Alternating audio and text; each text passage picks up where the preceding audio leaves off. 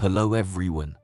This story about how the Gautama the Buddha answered two disciples' question of, does God exist or not? Once upon a time, a remarkable incident took place in the life of Gautama the Buddha. In a gathering of his disciples, a devoted man approached him. This man had spent his entire life chanting the name of the god Rama. Not only had he visited countless temples, but he had also personally built many.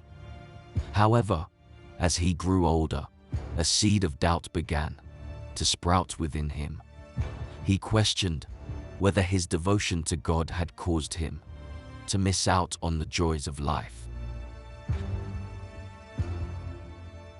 Driven by his doubt, the devotee decided to seek the guidance of Gautama, an enlightened being who was believed to possess great wisdom. Early in the morning, before the sun had risen, he stood in the shadows and mustered the courage to ask, "Is there God?"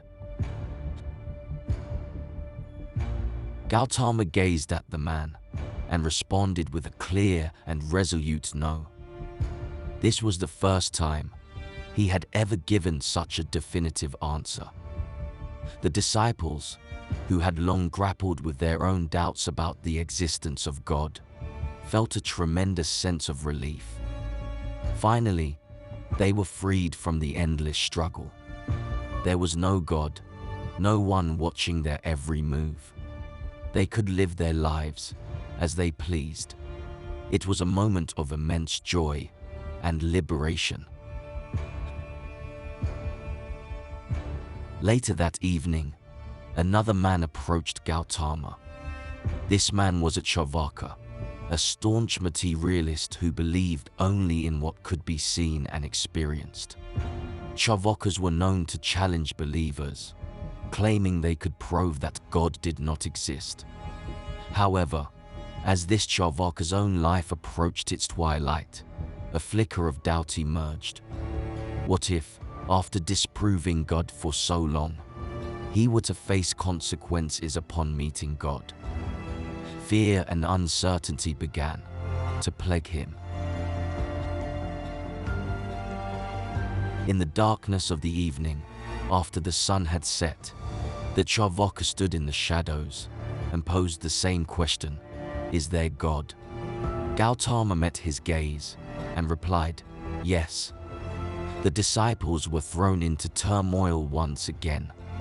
In the morning, they had rejoiced in the absence of God, but now Gautama proclaimed God's existence.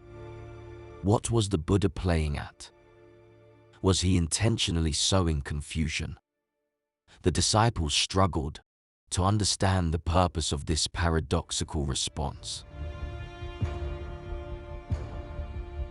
However, Gautama's intention was profound. He aimed to strip away all beliefs and preconceptions, urging his disciples to embark on a true and authentic search for truth. Belief alone, he knew, could obstruct the genuine quest for understanding. The moral of this story: when we have doubts, it can lead us to explore and discover new things. By questioning what we believe and not just accepting things blindly, we can find deeper truths. The story teaches us to go on a journey of self-discovery and keep asking questions to learn and grow.